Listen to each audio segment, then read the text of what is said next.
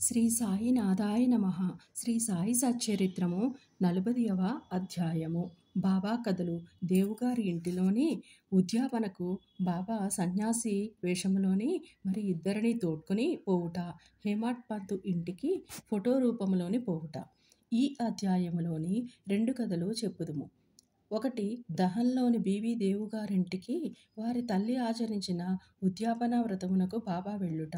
2, బాంద్రాలోని హేమాడ్ పంతు ఇంటికి హోలీ పండుగ నాడు భోజనమునకు పోవుట. తొలి పలుకు. శ్రీ సాయి సమర్థుడు, భావనమూర్తి. తన భక్తుల ఇహపర విషయముల యందు తగిన సలహాలనిచ్చి జీవిత పరమావధిని పొందినట్లు చేసి వారిని సంతోషపెట్టును. సాయి తన హస్తమును భక్తుల తలపై పెట్టి తమ శక్తులను వారిలోనికి పంపించి భేదభావమును నశింపజేసి అప్రాప్యమును ప్రాప్తింపజేయును. వారు తమ భక్తుల ఎడ భేదము లేక తమకు నమస్కరించిన వారిని ఆదరముతోని అక్కున చేర్చుకొనడి వారు. వర్షాకాలములోని నదులు కలియు సముద్రం వలె బాబా భక్తులతోని కలిసి తమ శక్తిని స్థాయిని శిష్యులకిచ్చును. దీనిని బట్టి ఎవరైతే భగవద్భక్తుల లీలలను పాడెదరో వారు భగవంతుని లీలలను పాడిన వారి కంటే గాని అంతకంటే ఎక్కువ గాని దేవుని ప్రేమకు పాత్రులగుదురని తెలియవలయను. ఇక ఈ అధ్యాయములోని కథల వైపు మరలెదము. దేవుగారింట ఉద్యాపన వ్రతము. దహన్లోని బీవీ దేవుగారు మామల్తదారుగా నుండెను. వారి తల్లి 25, 30 నోములు నోచెను. వాని ఉద్యాపన చేయవలసి ఉండెను. ఈ కార్యములోని 100, 200 మంది బ్రాహ్మణులకు భోజనమును పెట్టవలసి ఉండెను. ఈ శుభకార్యమునకు ముహూర్తము నిశ్చయమయ్యెను. దేవుగారు బాపు సాహెబ్ జోగ్ గారికొక లేఖ వ్రాసిరి. అందులోని బాబా ఈ శుభకార్యమునకు దయచేయవలయుననియు వారు రాకున్నచో అసంతృప్తికరముగా నుండుననియు వ్రాసెను. జోగ్ ఆ ఉత్తరమును చదివి బాబాకు వినిపించెను. మనఃపూర్వకమైన విజ్ఞాపనను విని బాబా ఇట్లనియే: నన్నే గుర్తుంచుకొని వారిని నేను మరువను. నాకు బండి గాని, టాంగా గాని, రైలు గాని, విమానము గాని అవసరము లేదు. నన్ను ప్రేమతో పిలిచివారి యొద్దకు నేను పరిగెత్తుకొని పోయి ప్రత్యక్షమయ్యెదను. అతనికి సంతోషమైన జవాబు వ్రాయుము. నీవు, నేను, ఇంకొకరు సంతర్పణకు వచ్చెదమనియు వ్రాయుము. జోగ్ బాబా చెప్పినది దేవునకు వ్రాసెను. దేవుగారెంతో సంతసించిరి. కానీ బాబా రహతా రుయి నీమ్గామ్ దాటి ప్రత్యక్షంగా ఎక్కడికినే పోరనియు ఆయనకు తెలియను. బాబాకు అసఖ్యమైనదేమీయునూ లేదు. వారు సర్వాంతర్యామి అగుటచే హఠాత్తుగా ఏ రూపములోనైనను వచ్చి వారు తమ వాగ్దానమును పాలించవచ్చునని అనుకొనెను. ఉద్యాపనకు కొద్ది రోజుల ముందుగా బెంగాలీ దుస్తులను ధరించిన సన్యాసి ఒకడు గో సంరక్షణకై సేవ చేయుచు దహన స్టేషను మాస్టర్ వద్దకు చందాలు వసూలు చేయు మిషతోని వచ్చెను. స్టేషన్ మాస్టరు సన్యాసిని ఊరిలోనికి పోయి మామల్తదారుని కలుసుకుని వారి సహాయముతోని చందాలు వసూలు చేయమని అనెను. అంతలోనే మామల్తదారే అచ్చటికి వచ్చెను. స్టేషన్ మాస్టరు సన్యాసిని దేవుగారికి పరిచయమునర్చెను. ఇద్దరును ప్లాట్ఫారం మీద కూర్చుండి మాట్లాడిరి.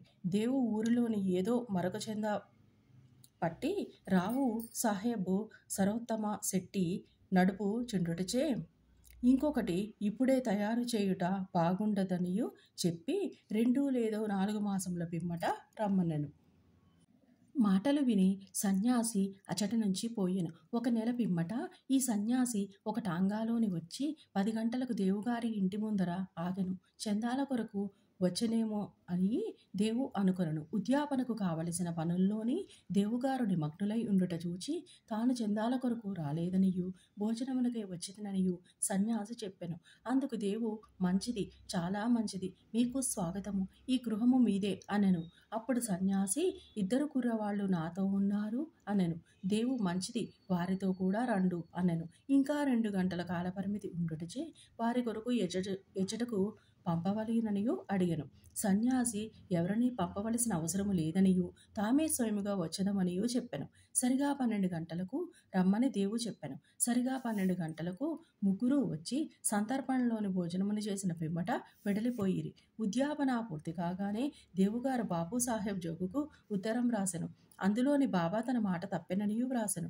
జోగు ఉత్తరము తీసుకుని బాబా వద్దకు వెళ్ళెను. దానిని తెరవక మునిపే బాబా ఇట్లనను, వాగ్దానమును చేసి దగా చేసినని అనుకుని ఉన్నాడు.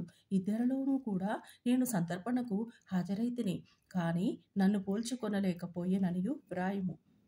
అట్టివాడు నన్ను పిలువనేలా సన్యాసి చందాల కొరకు వచ్చిననియు అనుకొనను. అతని సంశయమును తొలగించుటకే మనము ఇద్దరితోనూ వచ్చేదనంటిని. ముగ్గురు సరిగా భోజనమును వేళకు వచ్చి ఆరగించలేదా నా మాట నిలబెట్టుకొనుటకు ప్రాణములైనను విడిచెదను. నా మాటలను నేనెల్లప్పుడూ పొల్లు చేయను. ఈ జవాబు జోగ్ హృదయములోని ఆనందమును కలుగజేసెను. బాబా సమాధానమంతయును దేవుగారికి వ్రాసెను. దానిని చదువగానే దేవుకు ఆనంద బాష్పములు దొరలెను. అనవసరముగా బాబాను నిందించినందులకు పశ్చాత్తాపడెను. సన్యాసి మొదట రాకచే తానెట్లు మోసపోయెనో, సన్యాసి చందాలకు వచ్చుట, మరిద్దరితోనూ కలిసి భోజనమునకు వచ్చేదనని మాటలు తాను గ్రహించలేక మోసపోవుట మొదలైనవికి అతనికి ఆశ్చర్యమును కలుగజేసెను. భక్తులు పూర్ణముగా సద్గురువును శరణు వేడినచోని వారు తమ భక్తుల ఇండ్లలోని శుభకార్యములకు సవ్యముగా నెరవేరునట్లు చూచెదరు అనున్నది ఈ కథ వల్ల స్పష్టమగుచున్నది. హేమాడ్ పంతు ఇంట హోలీ పండుగ భోజనము. ఇక బాబా తన ఫోటో రూపమున సాక్షాత్కరించి భక్తుని కోరిక నెరవేర్చిన మరొక కథను చెప్పెదము.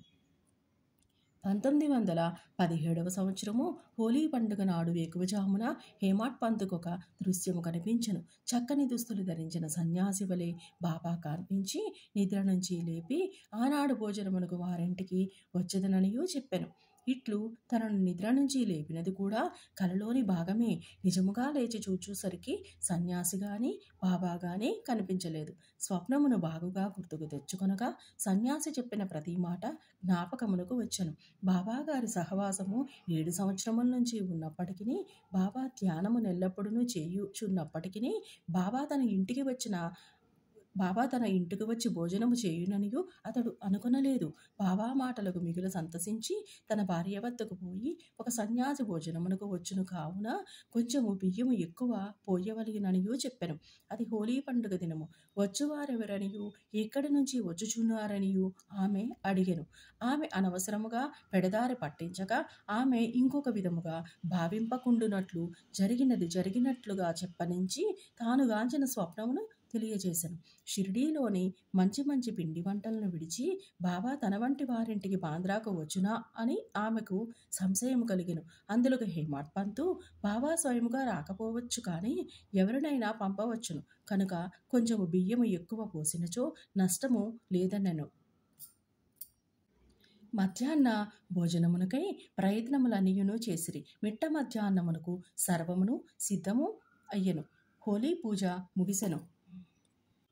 విస్తర్లు వేసిరి, ముగ్గులు పెట్టిరి. భోజనమునకు 2 పంక్తులు తీర్చిరి. రెండింటి మధ్య నొక పీట బాబా కొరకు అమర్చిరి. గృహములోని వారందరూ, కొడుకులు, మనుమలు, కుమార్తెలు, అల్లుళ్ళు మొదలగు వారందరూ వచ్చి వారి వారి స్థలములను వండిన పదార్థములను వడ్డించిరి. అందరూ అతిథి కొరకు కనిపెట్టుకుని ఉండిరి. 12 గంటలు దాటినప్పటికీ ఎవరునూ రాలేదు. తలుపు వేసి గొండ్లం పెట్టిరి. అన్నశుద్ధి అయ్యెను అనగా నెయ్యి వడ్డించిరి. భోజనం ప్రారంభించుటకిది ఒక గుర్తు. అగ్నిహోత్రునకు శ్రీకృష్ణునకు నైవేద్యము సమర్పించిరి. అందరూ భోజనమును ప్రారంభింపబోవుచుండగా మేడమెట్లపై చప్పుడు వినిపించెను. హేమాడ్ పంతు వెంటనే పోయి తలుపు తీయగా 2 మనుష్యులచట ఉండిరి. ఒకరు అలీ మహమ్మద్, వేరొకరు మౌలానా ఇస్పు ముజావర్. ఆ ఇరువురును వడ్డనమంతయును పూర్తి అయి అందరూ భోజనము చేయుటకు సిద్ధముగా నుండుటను గమనించి హేమాడ్ పంతును క్షమించమనియును కోరి ఇట్లు చెప్పిరి. భోజన స్థలము విడిచి పెట్టి మా వద్దకు పరిగెత్తుకొని వచ్చితివి. తక్కిన వారు నీ కొరకు చూచుచున్నారు కావున ఇదిగో నీ వస్తువును నీవు తీసుకొనుము. ఆ తరువాత తీరుబడిగా వృత్తాంతమంతయును తెలిపెదము. అట్లనుచు తమ చంకలో నుంచి ఒక పాత వార్తాపత్రికలోని కట్టిన పటమును విప్పి టేబుల్ పైన పెట్టిరి. హేమాడ్ పంతు కాగితం విప్పి చూచుసరికి అందులో పెద్దది అగు చక్కని సాయిబాబా పటముండెను. అతడు మిగులు ఆశ్చర్యపడెను. అతని మనస్సు కరిగిన కండ్ల నుంచి నీరు కారెను. శరీరము గగుర్పాటు చెందెను. అతడు వంగి పటములో ఉన్న బాబా పాదములకు నమస్కరించెను. బాబా ఈ విధముగా తన లీలచే ఆశీర్వదించిననియు అనుకొనెను. గొప్ప ఆసక్తితో నీకు ఆ పటమెట్లు వచ్చినది? అలీ మహమ్మద్ను అడిగెను. వచ్చిననియు అడిగెను. అతడు ఆ పటముక అంగడిలోని కొంటిననియు దానికి సంబంధించిన వివరములన్నీయును తరువాత తెలియజేసేదననియు అనెను. తక్కిన వారు భోజనమును కనిపెట్టుకుని ఉండుటచే త్వరగా పొమ్మని అనెను. హిమాట్ పంతు వారికి అభినందనలను తెలిపి భోజనశాలలోనికి పోయెను. ఆ పటము బాబా కొరకు వేసిన పీటపై పెట్టి వండిన పదార్థములన్నీయును వడ్డించి నైవేద్యమును పెట్టిన పిదప అందరూ భుజించి సకాలమున పూర్తి చేసిరి.